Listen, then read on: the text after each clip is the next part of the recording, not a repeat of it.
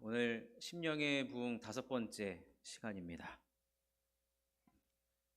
여러분, 오후 예배 우리 나오셔서 너무 감사하고 여러분 한 사람 한 사람이 참 귀하십니다. 자, 우리 앞뒤 좌우에 있는 분들에게 참 귀하십니다 이렇게 인사하겠습니다. 참 귀하십니다. 예, 참 귀하십니다. 예, 예. 오늘 우리 안주현 집사님 인터넷도 담당하시다 보니까 온라인 성도를 언급해 주셨는데 자, 오늘 온라인으로 계신 성도님들도 참으로 귀하십니다. 예, 성전으로 나오실 수 있으면 꼭 나와주시기 바랍니다. 자, 심령의 부흥 5번째인데 오늘 부제목은 교회에 대한 염려입니다. 교회에 대한 염려. 여러분, 심령의 부흥을 원하십니까? 예. 하나님은요, 가만히 앉아있는 사람에게 떠먹여주지 않습니다. 간절히 원하는 자, 그리고 오늘 목사님 오전에 말씀하신 대로 훈련에 참여하는 자, 그런 자가 우리 주님께서 쓰시는 자이죠. 벌써 5번째 시간인데 잠시 복습 들어가겠습니다. 복습. 첫 번째 시간에는 거룩한 불만을 갖자 그래서 거룩한 불만. 사도 바울은 모든 것에 자신의 생활에 대해서는 다 만족을 했지만 자신의 영적인 신앙생활에 대해서 늘 불만을 가지고 있었다. 그래서 그는 달려가고 또 달려가고 부르신 상을 따라 달려갔습니다. 기억나시나 모르겠습니다. 두 번째로는 침노하고자 하는 마음이 필요하다 그래서 침노하고자 하는 마음. 침노하고자 하는 마음. 이 말씀은 우리 교회 홈페이지에도 올라와 있으니까 궁금하면 다시 한번 들어보시고, 세 번째 시간에는 스펙보다 스토리가 넘치는 삶이야말로 심령의 부흥을 이룬다. 그리고 지난 시간에는 수직과 수평에 대해서 하나님 사랑, 이웃 사랑. 여러분, 하나님 사랑은 하나님 말씀을 사랑하는 것이라 그랬어요. 주님의 발 아래에 앉아서 하나님 말씀을 사모하는 마음으로 받는 것이 바로 하나님을 사랑하는 것이고, 또 이웃 사랑은 무엇이냐면 강도 만난 자의 이웃이 되어주는 것을 말씀드렸습니다. 자, 오늘 5번째 시간 교회에 대한 염려입니다. 교회에 대한 염려. 사도 바울은 복음을 들고 선교 여행을 했습니다. 그럴 때마다 가는 곳마다 교회를 세웠죠. 얼마나 교회를 사랑했는지 바울이 쓰신 대부분의 이 서신서가 어디에 보내는 편지였냐면 교회에 보내는 편지였어요. 특별히 고린도 교회를 향하여서는 지금 우리는 고린도 전서와 후서를 남겨진 것은 2권이지만 실제로 2개의 편지를 더 보냈거든요. 그럼 한 교회에 벌써 4번의 편지를 보냈어요. 그만큼 교회를 사랑했습니다. 요한계시록에 보면은 소아시아에 7개의 교회가 나오는데 예수님께서 그 7개의 교회에 다 직접 편지를 쓰세요. 에베소 교회, 서머나 교회, 버가모 교회, 두아디라 교회, 사대 교회, 빌라델비아 교회, 라디오기아 교회. 예수님도 직접 교회에 편지를 보내면서 교회에 대한 사랑을 보여주십니다. 여러분, 사도 바울도 교회를 사랑했고 예수님도 교회를 사랑을 했습니다. 그러면 우리도 어떻게 되겠습니까? 당연히 교회를 사랑해야 되겠죠. 아멘이시죠? 네. 사도 바울은요, 하나님께 본인의 사명, 이방을 위한 나의 그릇이다라는 그 사명을 받고 그는 달려가는 신앙생활을 했습니다. 달려가는 사명자였어요. 수고를 얼마나 많이 했는지 모릅니다. 본인 스스로도 나는 정말 수고를 많이 했어. 수고를 많이 했대요. 옥에 갇히기도 하고 태장을 3번이나 맞기도 하고 여러 위험에도 당하고 정말로 교회를 위하여서 교회를 세우고 또 사람들을 세우려고 정말 많은 수고를 했습니다. 그런데 이 수고한 것보다 나를 눌리게 하고 염려하는 게 있다 그랬어요. 그것이 뭐냐면 교회를 위하여 염려하는 것이다. 오늘 고린도후서 11장 28절 말씀인데 함께 한번 큰 소리로 읽겠습니다. 시작. 이외의 일은 고사하고 아직도 날마다 내 속에 눌리는 일이 있으니 곧 모든 교회를 위하여 염려하는 것이라. 여러분 여기서 눌린다. 여러분 뭐에 눌려본 적 있습니까? 지금 이제 우리 허장로님 이번 주 이제 결혼식이잖아요. 집안에 큰 일을 앞두고 장로님 좀 눌림이 있습니까? 아, 없어요? 아, 그런가요? 집안에 제 큰아들이 결혼한다 그러면 저는 막 되게 막 기분도 막 오늘 기분 내일 기분 막 아, 어머님이 아니라 그런가? 아빠라 그런가? 그죠? 아까 장로님하고 잠깐 얘기했는데 뭐 신랑 아버지는 별로 할 일이 없어요. 그냥 앉아 있으면 돼요. 거기 잘 앉아요. 신부 부모 아버님이야 손잡고 가는 연습할 거 아니에요. 왼발 오른발 왼발 오른발. 아, 그러네요. 별로 눌리기도 하고 안 눌리기도 할 텐데. 여러분 눌린다는 것은 내가 이제 압박을 가한다는 거예요. 잠도 잘 안 오고 뒤척이기도 하고 늘 생각하고 늘 염려하고. 결국에는 바울이 여러 가지 수고를 했던 이유가 교회 때문에 당하는 희생이었고 고난이었지만 여러분 바울은 교회를 사랑했어요. 왜냐하면 예수님께서 교회의 머리이시기 때문에 예수님을 사랑하면 당연히 교회를 사랑하게 되어 있다는 것을 그는 삶으로 보여주었습니다. 근데 여러분 생각을 해보십시오. 우린 지금 건물이 있는 교회가 아니겠습니까? 근데 당시에는 이 기독교는 핍박받는 종교였기 때문에 건물을 지을 수가 없어요. 다 가정에서 숨어서 저 지하 동굴 카타콤에서 예배를 드릴 수밖에 없었는데, 그러다 보니까 당시에 사도 바울이 알고 있었던 교회는 건물적인 교회가 아니라 하나님을 아버지로 믿고 예수 그리스도를 주님으로 모시고 고백하는 사람들, 성도들 한 사람 한 사람이 바로 교회였던 것입니다. 즉 이 말은 바울이 교회 때문에 염려했다는 것은 교회에 함께 속해서 예배드리고 있는 신앙생활하고 있는 성도들을 향한 눌림과 압박과 염려였다는 것입니다. 성도들을 생각할 때마다 마음속에 늘 눌림이 있고 염려가 있었어요. 근데 바울은 어떤 식으로 염려를 했는가? 자, 오늘 우리가 읽은 고린도후서 11장 29절에 이렇게 기록되어 다 같이 한번 읽겠습니다. 시작. 누가 약하면 내가 약하지 아니하며 누가 실족하게 되면 내가 애타지 아니하더냐. 바울은 교회 즉 성도를 향한 그 염려를 했는데 어떤 성도들에게 더 마음이 갔냐면 약한 성도들 그리고 실족한 성도들에게 늘 마음이 가 있었습니다. 에베소 교회를 생각하면 누구누구 아무개 믿음이 남들보다 잘하지 잘 못해요. 똑같이 훈련을 받았는데 누구는 수료를 하는데 누구는 수료를 못한 그 약한 성도들, 그 성도들만 생각하면 바울이 눌리는 거예요.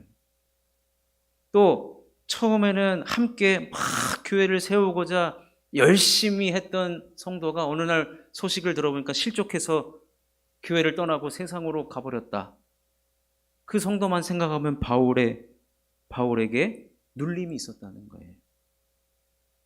여러분, 이런 바울이 가졌던 그 마음은 누구로부터 온 마음이냐면 예수님께서 가지셨던 마음이에요. 예수님께서. 자, 마태복음 18장 12절에서 14절까지 말씀을 한번 읽어보겠습니다. 시작. 너희 생각에는 어떠하냐? 만일 어떤 사람이 양 100마리가 있는데 그 중에 하나가 길을 잃었으면 그 99마리를 산에 두고 가서 길 잃은 양을 찾지 않겠느냐? 진실로 너희에게 이르노니 만일 찾으면 길을 잃지 아니한 99마리보다 이것을 더 기뻐하리라. 이와 같이 이 작은 자 중에 하나라도 잃는 것은 하늘에 계신 너희 아버지의 뜻이 아니니라. 여러분, 양 100마리 중에 한 마리를 잃어버렸더니 이 목자는 그 한 마리를 찾아 나섭니다. 잃은 양을 찾아 나서는 것이 목자의 마음이고, 이 작은 자 중에 하나라도 잃는 것은 하늘에 계신 너희 아버지의 뜻이 아니니라. 약한 성도를 찾아 나서는 목자와 같은 마음, 그리고 실족한 성도를 생각할 때마다 그 애타는 마음이 바로 교회를 향한 눌림과 염려였던 것입니다. 사랑하는 성도 여러분, 예수님은 이 땅에 계셨을 때 누구의 친구라고 사람들의 비난을 받으셨는지 아십니까? 그 사회의 비주류들이요, 비주류들. 네. 그리고 구약 성경에 보면 우리 하나님은 어떤 자의 하나님으로 나오냐? 고아와 과부들의 하나님으로 나타나십니다. 여러분, 은혜는요, 어디로 흐르냐면 반드시 낮은 곳으로 흐르게 돼 있어요. 하나님의 은혜는 낮은 곳으로 흐르게 돼 있어요. 여러분, 교회에 와가지고 화려한 옷을 입고 높은 관직에 있는 사람을 여러분 찾으러 만나러 오는 곳이 아닙니다. 여러분, 오늘 이 사도 바울이 우리들에게 또 예수님을 통하여서 우리들에게 보여주는 마음은 우리 가운데 있는 연약한 성도, 실족한 성도에 대한 목자의 마음을 우리는 다 가져야 된다는 것입니다. 그런 마음에 하나님은 심령의 부흥을 허락하신다는 겁니다. 그러니 우리는 오늘 이 말씀을 듣고 우리 가운데 연약한 성도, 실족한 성도가 사실은 생각이 나요. 생각이 나야 돼요. 생각이 나면 우리는 뭐 해야 됩니까? 기도하셔야죠. 내가 어떻게 저들을 도울 수 있을까? 하나라도 잃는 것은 하나님 아버지의 뜻이 아니라고 하는데, 여러분, 우리는 누구에게 더 관심을 가져야 되느냐? 연약한 성도, 실족한 성도에게 관심을 가져야 됩니다. 아까 여러분, 바울이 가는 곳마다 교회를 세웠다고 말씀드렸잖아요. 그리고 가는 곳마다 바울은 성도들을 훈련시켰어요. 하나님 말씀으로. 근데 그 중에서 일꾼도 많이 생기고 교회 지도자도 생겨났습니다. 너무나도 감사하죠. 그래서 바울은 교회에 보내는 서신서를 쓸 때마다 함께 했던 동역자들의 이름을 나열하는 것을 되게 기뻐했어요. 그래서 서신서에 보면은 사람들의 이름이 굉장히 많이 나와요. 다 바울을 도와줬거나 함께 동역했던 동역자들의 이름입니다. 그런데 한편으로는 약한 성도와 실족한 성도에 대한 염려의 마음이 동시에 존재하면서 그들의 이름도 기록한 것을 보게 됩니다. 디모데후서 4장 10절을 보면 데마는 이 세상을 사랑하여 나를 버리고 데살로니가로 갔고, 이 데마라는 사람, 이 세상을 사랑했대요. 즉 물질을 쫓아갔고 그 하나님을 버리고 다른 곳으로 갔던 안타까운 그런 사건이 소개되고 있고, 또 디모데후서 4장 14절에는 구리세공업자 알렉산더도 이렇게 나옵니다. 구리세공업자 알렉산더가 내게 해를 많이 입혔음에 주께서 그 행한 대로 그에게 갚으시리니. 얼마나 주의 종을 괴롭히고 나갔는지. 근데 미운 게 아니에요. 보고 싶은 거예요. 그 실족한 성도. 비록 나에게 해를 많이 입혔으나, 여러분, 무슨 바울이 복수하려고 지금 저 사람의 이름을 언급하겠습니까? 교회 안에 사실 여러 성도님들이 계시죠.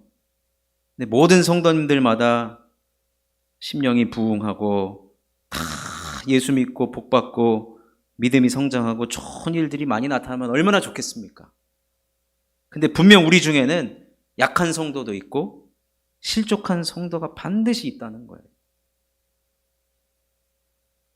그렇다면 우리는 예수님과 같이 양을 찾아 나서는 마음으로 바울과 같이 애타는 마음을 여러분 가져야만 됩니다. 그런 마음에 우리 하나님께서 심령의 부흥을 허락해 주신다는 것. 아멘으로 받으시기를 주님의 이름으로 축원합니다. 여러분, 아까 제가 서두에 예수님이 요한계시록에 소아시아에 있는 7교회에 보내는 편지 썼다 그랬잖아요. 7개 지역교회 보내는 편지. 근데 그 편지의 맨 마지막에 뭐라고 권면하고 있냐면 반드시 이기는 자라고, 그렇게 이기는 자가 되라고 권면을 하십니다. 한 절만 찾아보면 요한계시록 2장 7절을 보면, 요한계시록 2장 7절, 제가 한번 읽겠습니다. 앞에 있네요. 다 같이 읽겠습니다. 시작. 귀 있는 자는 성령이 교회들에게 하시는 말씀을 들을지어다. 이기는 그에게는 내가 하나님의 낙원에 있는 생명나무의 열매를 주어 먹게 하리라. 모든 7개의 교회들마다 맨 마지막에 권면하시는 말씀이 뭐냐? 이기는 자가 되라는 거예요. 이기는 자. 이기는 자는 어떤 자냐? 교회를 염려하는 자이고, 예수님 말씀에 순종하여 그 염려와 눌림이 심령의 부흥으로 바뀐 자를 이기는 자라고 그렇게 말씀하십니다. 이런 자에게는요, 이기는 자에게 하나님은 어떤 복을 약속해 주셨냐면, 둘째 사망의 해를 받지 않게 해주겠다. 감추었던 만나를 주겠다. 만국을 다스리는 권세를 주겠다. 흰 옷을 입혀주겠다. 하나님 성전의 기둥이 되게 해주겠다. 내 보좌에 앉게 해주겠다라고 약속들을 하십니다. 기가 막힌 약속이죠. 우리가 사모해야 하는 복들입니다. 그러니 사랑하는 성도 여러분, 우리는 교회를 향하여서 염려하는 자가 되어야 되겠고, 우리 가운데 연약하고 실족한 자들에게 그 염려의 마음, 애타는 마음, 그리고 예수님 말씀처럼 반드시 이기는 성도가 되어야 될 줄로 믿습니다. 여러분, 오늘 제가 지금 드리는 이 말씀은요, 결국 한 영혼을 돌보는 것이 본질이라는 거예요. 본질. 여러분, 본질은 뭐냐면요, 시대가 아무리 지나도 변함이 없는 것이 바로 본질이거든요. 여러분, 우리가 본질에는요, 민감하셔야 됩니다. 본질에는 민감하셔야 돼요. 본질에는 나의 모든 것을 다 걸 정도로. 여러분, 사도 바울이 수고를 많이 한 이유가 뭐예요? 그게 본질이었거든요. 우리는 본질이라고 한다면 나의 모든 것을 다 쏟아부을 그러한 자세가 되어 있어야 합니다. 그래서 이 본질에는 특히나 우리 그리스도인들은 더 민감해지셔야 돼요. 본질에는 민감하셔야 되고, 그렇다면 반대로 비본질적인 것에는 좀 둔감하셔야 될 필요가 있습니다. 둔감하셔야 돼요. 여러분, 재밌지만 좀 가슴 아픈 이야기가 있습니다. 분명히 말씀드렸어요. 재밌지만 가슴 아픈 얘기. 제가 직접 들은 얘기인데요. 미국의 한 이민교회 이야기인데, 미국의 이제 한인교회는 보통 자기네들 모일 건물이 별로 없어요. 그래서 오전에는 그 백인교회가 예배를 드리고, 오후에는 이제 한인교회를 거기서 예배를 드려요. 그 교회도 마찬가지였어요. 그런데 어느 날 이제 가을이 되니까, 여러분, 가을은 무슨 시즌이에요? 뭐 하기 좋죠? 가을 운동회 하기 좋잖아요. 그래서 교회가, 여러분, 우리 가을 운동회 합시다, 그렇게 결의를 한 거예요. 그러면 막 준비를 막 할 거 아니에요. 그러다가 이제 나온 게 뭐냐면, 자, 우리 도시락으로, 우리 그 가을 운동회 때는 도시락으로 먹겠습니다. 뭐 다 찬성을 했어요. 그런데 이제 누가 의견을 냈죠. 그럼 도시락을 먹을 때 나무젓가락, 일회용 나무젓가락과 플라스틱 숟가락을 사용하자는 의견이 나왔고, 아니다, 환경오염 때문에 안 된다, 쇠젓가락과 쇠숟가락을 사용하자, 그 의견이 나왔어요.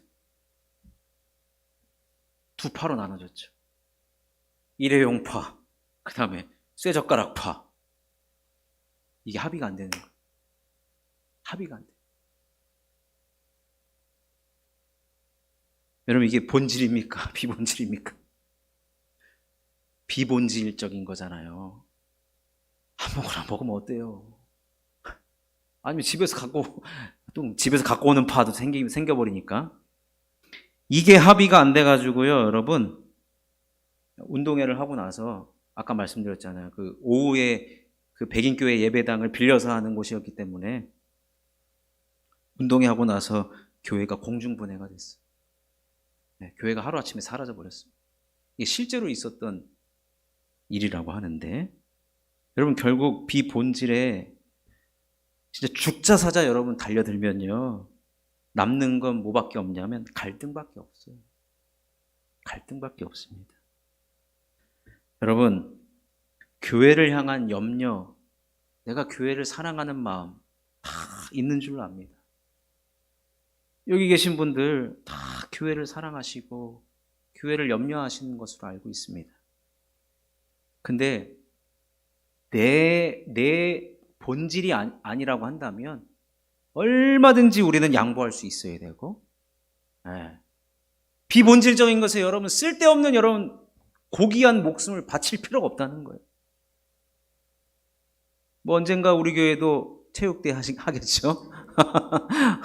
그때를 위해서 제가 먼저 말씀드리는 건 아닌데, 체육대 하면 누가 젓가락 그냥 일회용 젓가락 먹자, 그런가 보다 하셔야 돼요. 비본질적인 거예요, 여러분. 그런가 보다. 아까 오전 예배 끝나고 담임 목사님 저를 부르시더니 갑자기 정기현 집사님을 큰 소리로 부르셨어요. 우리 집사님이 엘리베이터에 글씨 써놓은 거 보라고. 훌륭하신 분이라고. 근데 그것을 보고서 글씨가 삐뚤어졌느니, 왜 이번엔 지난번보다 조금 더 못 썼느니, 이런 그 비본질적인 거예요.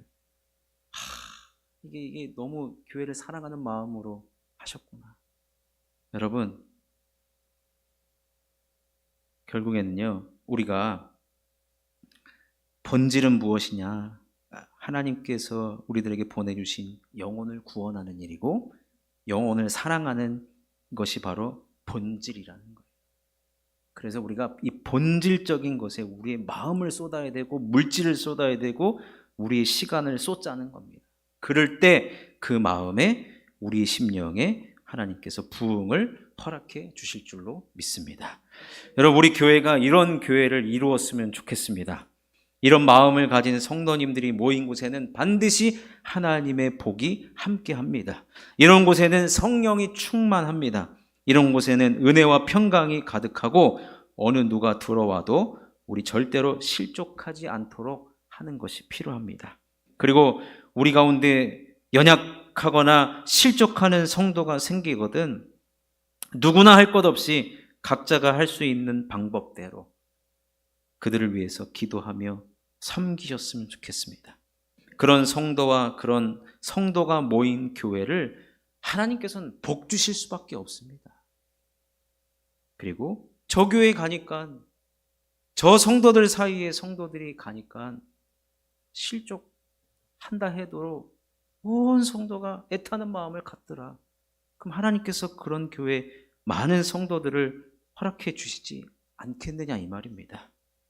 그러니 이 본질에 우리가 최선을 다하는 한 하나님께서는 그 교회, 그 성도에게 부흥을 허락하여 주실 것이고, 교회다운 교회, 성도다운 성도, 영혼을 살리고 세우는 일에 하나님께서 기뻐하셔서 이곳이 반드시 하나님 나라를 경험하게 해주는 진정한 부흥을 이루는 교회와 성도가 될 줄로 믿습니다.